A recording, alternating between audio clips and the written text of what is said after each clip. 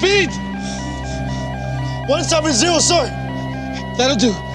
As they line up with the river, First Officer Gunawan notices another problem. There's another bridge. Altitude? 250. Bridge can't be more than 80 feet. We're good. Hits the water at almost 200 miles an hour.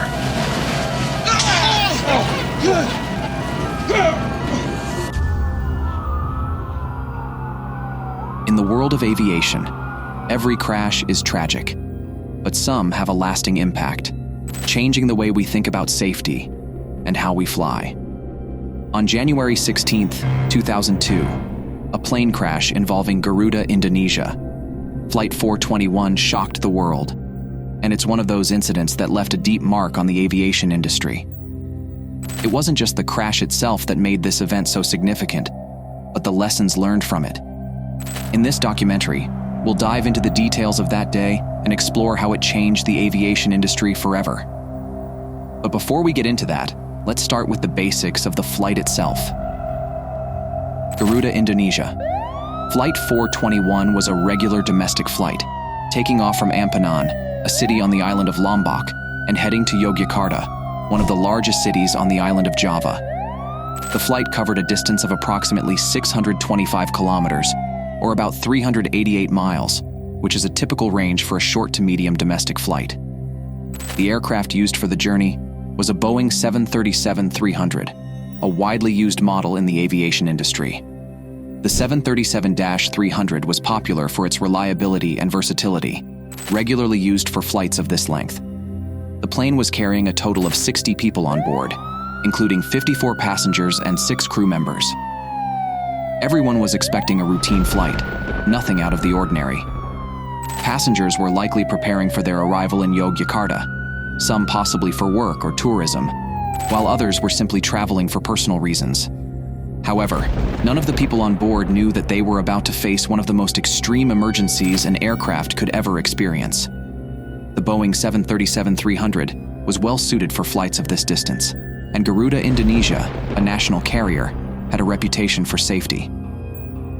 As the flight climbed into the sky and made its way toward Yogyakarta, all seemed normal.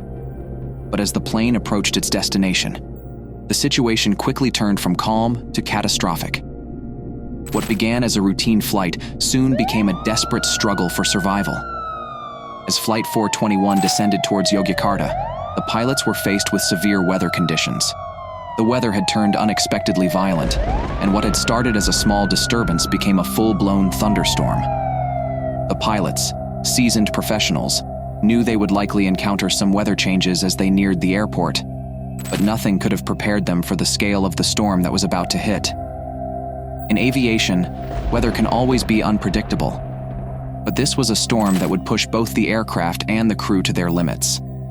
In an attempt to avoid the worst of the storm, the pilots tried to maneuver the plane between 2 storm cells. This is a tricky move, as pilots have to read weather patterns and make real-time decisions based on radar information. The plane was already in the midst of turbulent conditions, with heavy rain and powerful winds buffeting the aircraft. But despite their efforts to steer clear of the worst parts of the storm, the pilots ended up flying directly into a severe thunderstorm, which only worsened as they continued their descent. At this point, things began to spiral out of control. The aircraft encountered not only heavy rain and gusty winds, but also hail. Large, damaging hailstones. These weren't just small bits of ice, but massive chunks capable of damaging the aircraft's structure. The pilots were dealing with not just turbulence, but a storm so intense that it quickly began to overwhelm the plane's systems. As they entered the heart of the storm, it became clear that this was no ordinary weather event. It was a life-threatening situation, and the pilots had to make fast decisions in the hope of keeping the plane, and everyone on board, alive. The storm that Garuda Indonesia Flight 421 flew into was nothing short of catastrophic. Once the plane was in the storm's grasp, it was battered by incredibly heavy rainfall, powerful winds, and hailstones that were so large they could potentially destroy the aircraft. The hail wasn't just a nuisance, it was powerful enough to cause significant damage. As the plane was pummeled by the storm, both of its engines began to fail. The force of the hail, combined with the intense weather conditions, led to what is known as a flameout, a sudden loss of engine power. This was a critical moment, as both engines were now inoperative, leaving the pilots without the power to keep the plane airborne. But the loss of engine power was only part of the problem.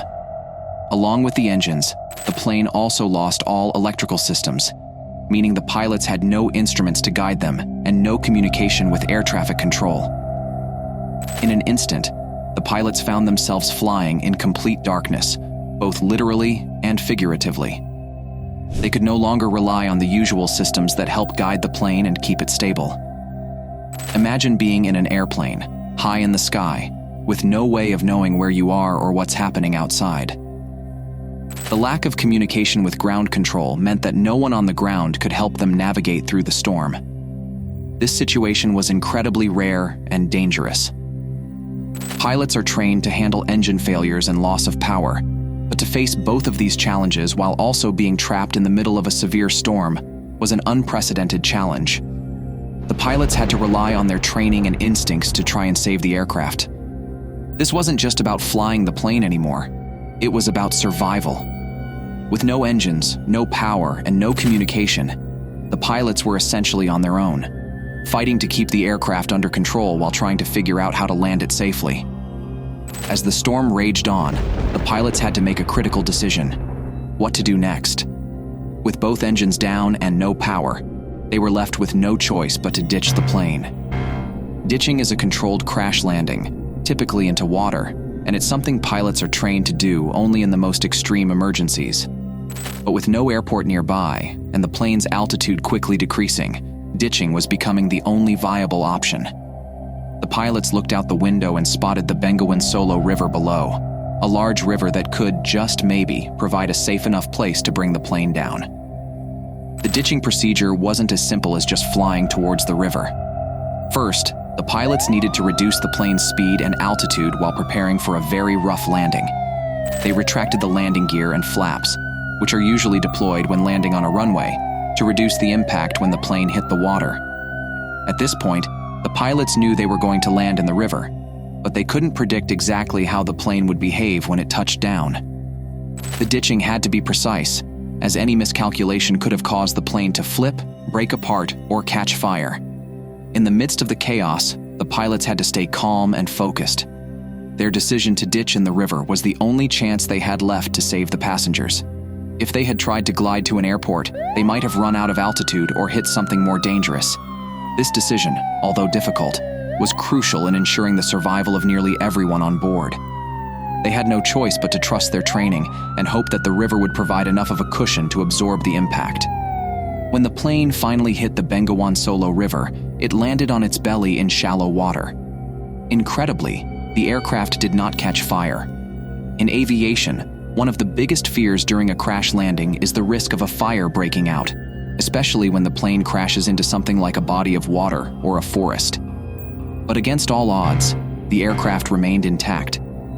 The ditching had been successful in that it allowed the plane to touch down in a relatively safe manner, without catastrophic damage or a deadly fire. However, the success of the ditching didn't mean that everything was okay. The passengers were still in the plane, shaken, scared, and facing an uncertain future. The plane was submerged in water, and there was a real risk that it could be swept away by the current. The fact that the plane had come to rest on its belly in shallow water was a blessing, but it also meant that the passengers and crew needed to evacuate quickly. Fortunately, only 2 doors on the aircraft were still usable for evacuation. Even though the crash had been relatively controlled, getting everyone out of the plane as quickly as possible was critical. As the passengers scrambled to evacuate, local villagers who had heard the crash rushed to the scene. They quickly began to help, pulling passengers from the wreckage and escorting them to safety. In some cases, the villagers even took survivors into their homes, offering shelter and comfort until official rescue teams arrived. It was a heartwarming display of human kindness and solidarity in the face of disaster. Even in the darkest moments, the human spirit showed its strength. After the ditching, only 2 doors were usable for evacuation, so the crew and passengers had to act quickly. The local villagers rushed to assist, helping the survivors out of the plane and providing shelter in their homes while awaiting rescue teams. The pilot managed to contact air traffic control using a cell phone, despite losing all other communication systems, allowing authorities to begin rescue efforts. It took about 2 hours for help to arrive, but during that time, the villagers ensured the survivors' safety and comfort. By the time the rescue teams arrived, most passengers had been evacuated, and the worst of the ordeal was over. The incident raised serious questions about pilot decision-making, aircraft maintenance, and the impact of weather on aviation safety, serving as a stark reminder of how quickly things can go wrong in flight. Tragically, not everyone walked away unscathed. One flight attendant lost their life, a heartbreaking reminder of the risks that come with working in aviation. 12 passengers sustained serious injuries, while others had minor injuries or were lucky enough to escape without harm. It's a reminder that even though aviation is one of the safest forms of transportation, accidents can still happen. The aftermath of this crash raised questions about what more could have been done to prevent such a catastrophic situation. The investigation into the crash revealed several key factors that could have contributed to the disaster. First, there were concerns about the plane's maintenance. The aircraft was relatively old and had experienced some technical issues in the past. Some of these issues were said to have been overlooked or not fully addressed by the airline. But more importantly, the investigation highlighted the importance of pilot decision-making during extreme weather conditions.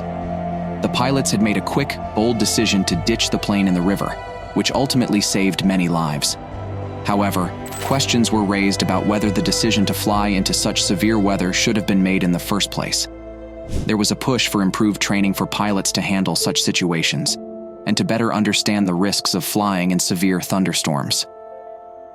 The Garuda Indonesia Flight 421 crash led to a series of changes within the aviation industry, particularly in regions prone to extreme weather conditions like Indonesia. Airlines and regulatory bodies started to take a closer look at weather-related risks and how to better train pilots to handle them.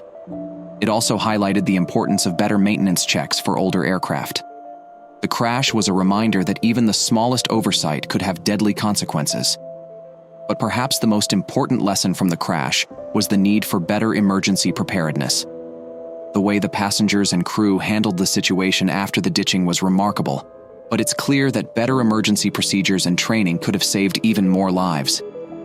In the years following the crash, the industry made efforts to improve safety protocols, better train pilots, and ensure that airlines paid closer attention to the maintenance of their fleets.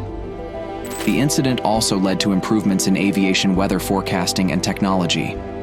Today, pilots have access to better weather data and radar systems that can help them avoid dangerous storms. Though the crash itself was a tragedy, the lessons learned from it have made air travel safer for everyone. The changes that followed ensured that similar accidents would be less likely to occur in the future. Garuda Indonesia Flight 421 is still remembered as a pivotal moment in aviation history. It's a reminder of the risks involved in flying, but also of the incredible strength and resilience of the people involved: pilots, crew, and even the local villagers who helped save lives. The flight number, GA421, is still in use today, but the route it once flew no longer operates, having been discontinued in 2005. The crash remains a significant moment in Indonesia's aviation history, a reminder that even in the face of disaster, human ingenuity and bravery can shine through. So, what can we take away from the story of Garuda Indonesia Flight 421? Sometimes, despite all the planning and technology we have, things can go wrong. But it's how we respond to those situations that makes all the difference. The crash of GA421 changed aviation forever, not because of the disaster itself, but because of the lessons it taught the industry about safety, weather, and decision-making. It's a reminder that every flight, every journey, carries with it both risks and rewards. And while we may not always be able to predict the weather, we can always strive to improve the safety systems that protect us. The legacy of this crash lives on in the safety improvements we see today.